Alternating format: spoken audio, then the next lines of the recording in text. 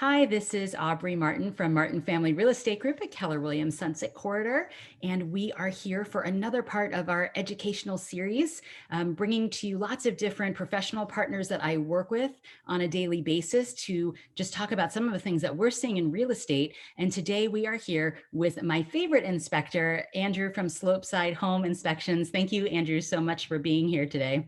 Thank you so much, Aubrey. I'm happy to be here. Thank you. So, Andrew and I were just talking about that. We've done just about 48 transactions together in the past 12 months, just because he is really my go-to inspector for all of my buyers. And also on my listings, I do offer the pre-inspection as well. And the reason why Andrew is my go-to guy is because he's super thorough. He's really, really knowledgeable. And he's got this great report, which I feel like is very detailed for my clients so that they can really understand the process. Plus, he's available to chat with our clients when they have questions, which they inevitably do. And the thing about inspections right now is that although it's really hard to get offers accepted, inspections are one of those things that I always, always recommend that clients do, because you have to have that knowledge about your house before moving forward to know if this house is going to be a good fit for you. And so the education piece is important, even if you're not going to be asking for repairs or if you're going to be asking for limited repairs. So, Andrew, the first question I really have is sort of what got you into the inspection business? Where did that all start? That's a really good question. I mean, I've always kind of been interested in homes, the construction of homes, and then a big part of it was actually just when we started having kids. I wanted to get into something, a career that would kind of offer me just some flexibility. Just having time with my family. Honestly, that was a big part of it. And it was a really, really good fit. I got into it about a little over 4 years ago. And I live up in Vancouver, and I got my license up in Vancouver, but I'm also licensed in Oregon as well. And it's been really, really great. It was a slow start to begin with, but things are busy now, which is I'm very, very thankful for. And it started actually, I mean, around the time that we started working together, honestly, Aubrey. You were so busy, and it kind of has snowballed from there, really. And I think I actually met you through another agent. I think you were the inspector on a house where I was the listing agent. And I think that's kind of how it all started. So, I think you're right. Yeah. yeah. And so I guess my question is, you really see it all. And some of the things that you put in the report, I literally ask you to not show pictures of because it grosses me out. So you are in, and we've True. seen some things, right? But Yes. you've definitely seen some things because when you do an inspection, give me an idea of what you're looking at. What are the systems that you're looking at? What are the things that you do versus don't do? So, as a home inspector, it's known as just a visual inspection. And so, we inspect the roof, the exterior of the home. So that includes the siding. And then the interior, we look at all the mechanicals. So the HVAC, whether that's the furnace, the heat pump, AC unit. And then we'll go up into the attic. We inspect the attic, and then the crawl space, and we inspect all those areas. So like I say, it is visual. It's a non-invasive inspection, but we're able to really see, I mean, a lot. We're really looking for evidence of issues. Like in the summertime, it's sometimes hard to see, let's say a gutter's leaking, but you can see evidence. There's a lot of times there's rust on the bottom of a gutter. So that's just an example of just we're looking for evidence of things. Maybe there was a leak on, under a bathroom or something. So we're looking for some staining on a ceiling or something like that. So even though we can't, see behind walls or under floors, we can really, see quite a bit.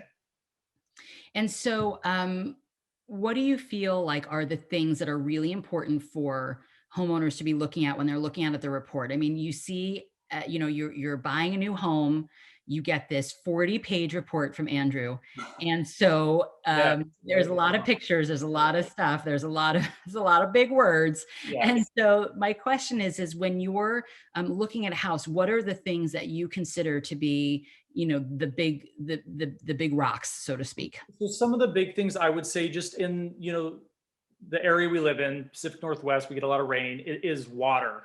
So one of the big things is water in the crawl space.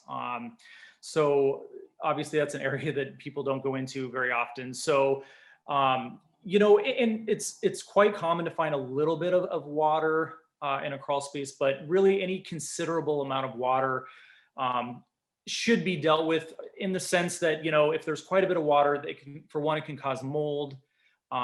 It can essentially, the concrete footers that their posts are sitting on, your floor structure essentially. If it's wet, the soil can be soft and those footers can settle, and then you lose contact from the post to the beams. So you can, flooring deficiencies, things like that. So there's a number of things related to it, but I'd say that's probably one of the bigger things, really, as a home inspector, since that's something that, as a buyer or an agent, you go through looking at the house, you're not going to see that type of thing. So that's a big one. I would say, and then just moisture intrusion in general. If you have a basement, just any sort of, looking for evidence of water, or if you're having water getting into your basement. So that's a big one, I'd say. Well, and it's interesting about water too, right? Because, you have to worry about water with the siding. If you're not painting like you should, you have to worry about water through the roof, right? Like, Correct. and the thing Yes. is that sometimes, as you said, water is something that's a big deal because it needs something like a French drain. And sometimes it's just the grading a little bit around the house. And sometimes it's a sprinkler, an air Yes. sprinkler that just got through your vent and now suddenly is wet, True. right? So all you're doing is really pointing out that it's there. And then what happens from there? What is your suggestion once you see something? Then what happens? So water in a crawl space, it's typically it's a drainage issue a lot of times. So, like you said, grading. I mean, that's something you see in probably every report, because it really almost every home these days, because they're built fairly close together. They're not graded properly, so you don't, a lot of times have the proper site drainage. So a drainage contractor is someone that's really good to come in. And like you said, it's every situation is different, but it maybe a French drain is needed, maybe a sump pump, maybe a combination of the two, maybe even a landscaper coming in and fixing the grading, So there are a number of things, but a drainage contractor is a really good person to go to for any sort of water issues, whether it be in the crawl space or the basement. And like you said, though, really good point. I mean, because water, yes, I mean, it can definitely do a lot of damage. So on siding is just keeping up with the paint. That's a big one. There's, a lot of wood siding out there, or OSB or T111. And so just keeping up with the paint is, it seems like a simple thing, but it really does help, save the life of that wood, because if it's not painted over time, it's gonna rot. So Rot out. yeah, And wood rot is something we see all the time, all the almost on time, every house. almost on every house, I at Yeah. least find a little bit, almost on every house. Because Yep. it's wet. It's just Yeah. really wet. And for those people that are not from Oregon originally, I get buyers who are not from Oregon. And so they're always really surprised with just the amount of water, Yes. mold, right? Like just moisture things in general. Yep. And so that kind of brings me to the next question, which is the second most common that I ever see after the first one, which is water in the crawl space in some amount, is organic growth. And so we know, right, Yeah. inspectors are not actually mold testers, so they Right. can't call it mold because frankly, it may not be, but Correct. Right. it's going to be mildew or some sort of organic growth. How often are you seeing that in the attic, especially? Because that's where I usually see it called out in your report. All the time, all the time. So, and I do tell buyers that this is such a common thing in our area, and it is. A lot of it is just our climate. We just have it rains a lot. That's a big part of it. Some of it could just be ventilation, inadequate ventilation in the attic. So older homes didn't have, the ventilation requirements that newer homes have. So that's definitely part of it. Another thing you see all the time are bathroom or, kitchen or laundry exhausts that are up in the attic, and they're not properly sealed through the roof. So they could just be sitting near a roof vent, or sometimes they're routed to a soffit vent, and that is going to create mold. So there are a number of things, but you're right. I see it I mean, honestly, I think probably close to 80% of homes I inspect, I think I'm going to find some discoloration up in the attic. So it's very, very common. And you're working, I mean, your work area is really, new homes, new construction homes, 70s homes, but you also do, turn of the century homes and some of the Yeah. older ones as well. So you've got to be looking at things like knob and tube wiring and the old, LP siding and the Federal Pacific, electrical panels, because you see things that were at one time, they were code and they were fine, but they're no longer code and they're no longer safe. Right. So, what does that process look like? What are you recommending in cases where the building practices have changed, and those things really need to be addressed? Yes. So good question. And just inspected a house this afternoon, as a matter of fact, 1977.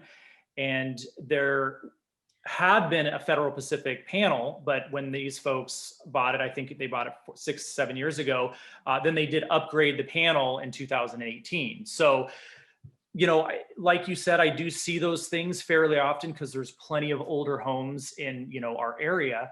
But I always recommend an electrician, if I come and I see knob and tube wiring, especially if it's live, active, which I ran into one last week, up in the attic, there was some active knob and tube wiring. So always I would recommend a qualified, just an electrician come check it out. But my experience in talking to enough electricians, a lot of times they're just going to recommend replacing that Federal Pacific panel, just because, like you said, it's just not really safe, and especially today's standards. And like you said, LP siding is one that's just an older wood siding that had a lot of problems with, if it wasn't painted, it just failed and rotted essentially. And another one is polybutylene piping, which is, yes, it's piping that was used in late 70s to the mid 90s, and it was a plastic pipe that just failed. And again, always a good idea to have a plumber come check it out. But again, in my experience, most plumbers will just recommend replacing it. So there are there are a few things out there that that are a good idea to just end up having it replaced. And I think in the terms of health and safety, it's really important to note that, as opposed to something, for example, like galvanized pipes, where if Yeah. they're not corroded and they're not rusted and they're functioning fine, that Yep. they don't necessarily have to be replaced. It just means it's something that at some point you're just going to have to keep an eye on, but not necessarily a repair, just something that you may want to think about for future. Absolutely. And that's a really good point, because in an older home, you're going to have just aged systems, that's just how it is. And so you're exactly right. So if it's not a safety issue, yes, it may just be an age, like a galvanized pipe, and just kind of monitor it. And at some point, if you, keep the house long enough, you may need to replace it. But you're exactly right. It's not necessarily a repair, but, maybe at some point, upgrade it. Yeah. So let's talk about the health and safety stuff a little bit. When you're looking at health and safety, what are the systems that you're looking at? I mean, we're always talking about things like smoke detectors, carbon monoxide detectors, double straps, which are seismic straps on a water heater, because these are things that appraisers are making sure are there. What are some other health and safety things that you are generally concerned about? No, that's a really good point. So I have three little ones. Under 6. So I'm just big on safety in general. I call out things I think that probably other inspectors don't. Just and I will say it in there, hey, this is just FYI, this is just a potential safety issue. But one thing I always call out is blinds, the cords. A lot of times, folks, they loop them or tie knots in them, and so it's an easy thing. You just untie them, but that's something that I always call out. I'm trying to think of some other ones.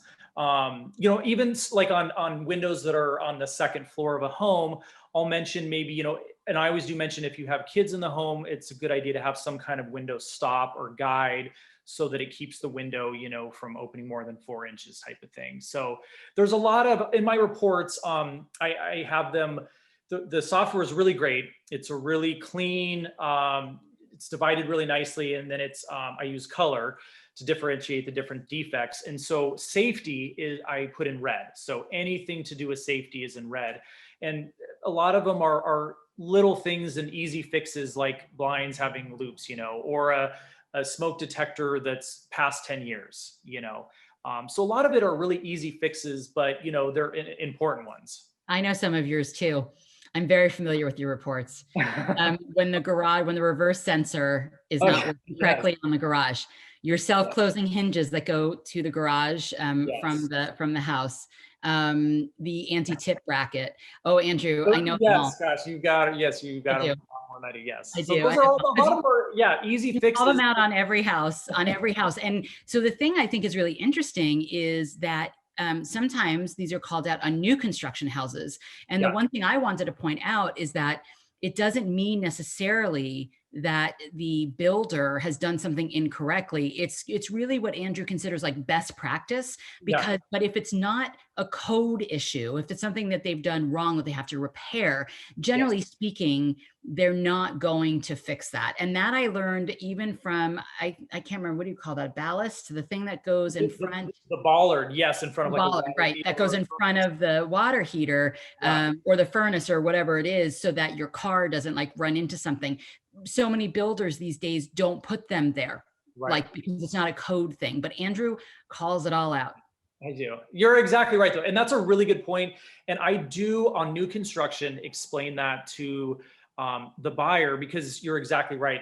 I do call out self-closing hinges. And in Oregon, it's not required on new construction. You do not, builders do not have to put it on there.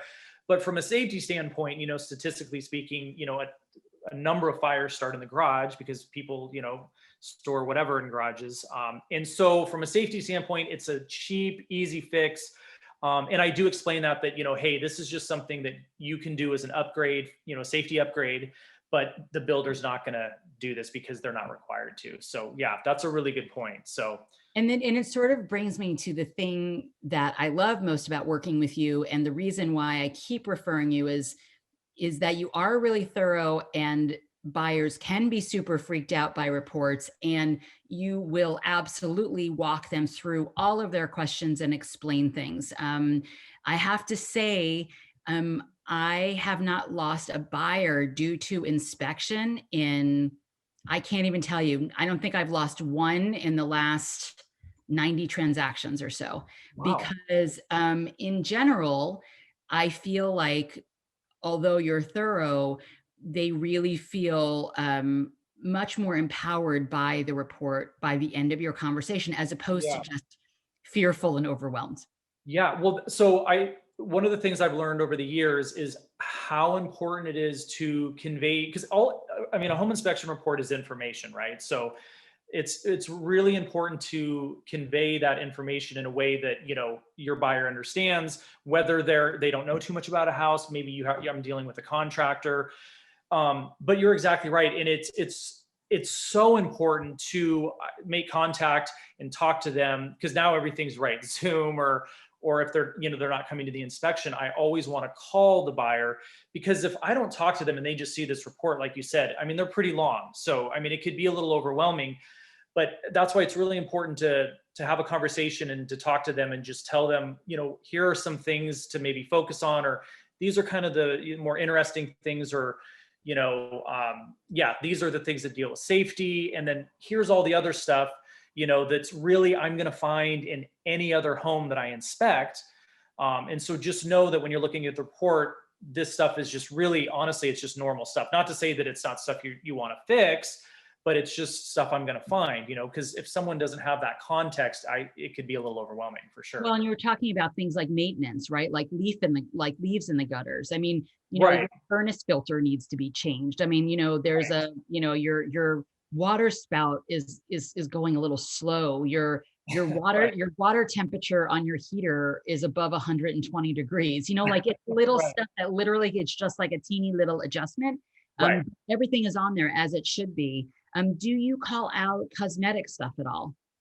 So I do, depending on what it is, but yes, I do. It kind of depends. If I'm inspecting a 1920s house that's in pretty rough shape, I'm going to definitely kind of stick to the bigger things. Now, if I'm doing a home that's 2 years old and, it's in excellent shape, I'm going to be a little bit pickier. And yes, I'll, maybe a scuff on the wall, I'm going to mention. But yeah, I do call out cosmetic stuff. And back to the color coding, I have blue, which is just minor defects or kind of monitor or maintenance type items. So I'll have some cosmetic items, but not a ton, but I definitely do throw some in there for sure. Squeaky floors, Andrew. Squeaky floors. Squeaky floors. Yeah, Yes. squeaky floors. Yeah, Yes. squeaky floors for Andrew. And then, the last piece that I wanted to talk about is something that people don't seem to know very much about. For those of us that are originally from the East Coast, we deal with it a little bit more, but that's radon. Yes. And so we are going to talk actually with your counterpart, Troy, about sewer scopes at a later date. And so I'm not going to get into that piece with you, but radon is another addition that you can make in addition to sewer scopes when having an inspection. And I'm wondering what you can tell me about, what radon is, what you're testing for, and how to mitigate. Absolutely. So radon it's a natural occurring gas. It comes from the ground, and it's essentially a breakdown of uranium in granite is what it is. And so our area, the Portland Metro, Vancouver Metro, has elevated levels compared to the national average, about twice actually. So in radon, it's an odorless, colorless, tasteless gas. So it basically just creeps up from the ground and it gets into structures, whether it be a residential home, schools, commercial buildings, and it just gets through the little crevices. And so as we breathe it in, if levels are elevated, it can be definitely a safety issue. So radon it causes lung cancer, and it's the second leading cause of lung cancer next to smoking, actually, in the US, which is pretty astounding. And it's something that before I got into home inspection, I didn't even really know what radon was, which I feel like that's the case with probably a number of people. So is what a radon test is essentially is it's a monitor. We set it up in the home, and it's a 48-hour test. So usually when I get to the home, start the inspection, I'll set up the monitor, pick it up 2 days later, and then it tells me what the average level of radon was in the home. So what the EPA recommends is if levels are 4.0, it's measured in picocurates. If it's over that, then they recommend mitigation. And is what that entails is a company coming in and essentially installing a pipe into the ground, and then they attach a fan to it, and then it goes out. They route them different places depending on the home, but essentially the pipe then goes up through the roof or through the eaves, basically, so all of it gets out of the home essentially. Right, because radon is something that's in the air, and radon in and of itself, when mixed in with everything else, is not an issue. It becomes an issue. It becomes like trapped in the home, and Correct. the fan just sort of pushes that out. That's exactly right. That's exactly right. So yes, that's exactly right. So it's a really good idea to get a test because, the other interesting thing is, there's maps you can get online, and there's maps Portland has where you can see kind of the areas that have, higher radon levels, moderate, low, things like that. But honestly, and they even recommend, Portland, is that even your next door neighbor, let's say, has low or high, your house could have the very opposite. So in my opinion, I think it's a really good idea to get a radon test. It's a fairly inexpensive way to know, just have peace of mind whether or not you do or don't. And then if you do, have, elevated levels, it's a good time to, maybe just get it repaired. And the systems themselves are not insanely expensive. It sort of depends on where they have to place it and the kind of system you get, but they're usually a couple of $1,000s. But Yep, because exactly. it's odorless, because you don't know what's there. And I think the test is what, like $125 or something like that, $150. $150. Yeah, $150, exactly it's right. worth it. I, Yeah. I think it is. Yeah, I really do. And, they used to say that radon was mostly on the east side, but I have to say, I've had a couple of listings lately on the west side, not often, but Yeah. where we've done a pre-inspection, where the radon levels have been high. Yeah. And at that point, that's something that my sellers want to take care of, because they're going to ask to someone's going to ask them to take care of it regardless, and it's not really safe for them to have the house at those levels. Absolutely, absolutely. Yeah. So I think it's a really good time to do the test. And then, so the other, piece of it is that if you're kind of in the 2 to 3.9 range, it's not a bad idea to do what's known as a long-term test. So it's a minimum of 90 days. You can do kind of like a 6 months or even a year. And there's test kits you can buy at, hardware stores. And so that's a really a good idea to do as well. But if you're below the 2 and you're really low, you're probably all right. Although it is recommended to do a radon test every 2 years, because it does change with the seasons as well. So And it's very variable. So, I mean, it you can, is. when you have a radon test and Andrew places the box in the home, the windows are supposed to be closed, the doors are supposed to be closed, because once you introduce air, then of course it changes it, and you really need to see it in, pretty steady terms. And That's so exactly you'll right. see, real fluctuations when you look at the report, but Yep. overall it's really about the average. One thing that's nice is with newer construction is a lot of these contractors are doing passive and sometimes active systems as preventative, Yes. which they really only started doing in the last, few years or so. Yes, you're exactly right. I believe it was 2013 in Oregon, and you're exactly right. They call them radon resistant. It's known as RRNC, radon resistant new construction.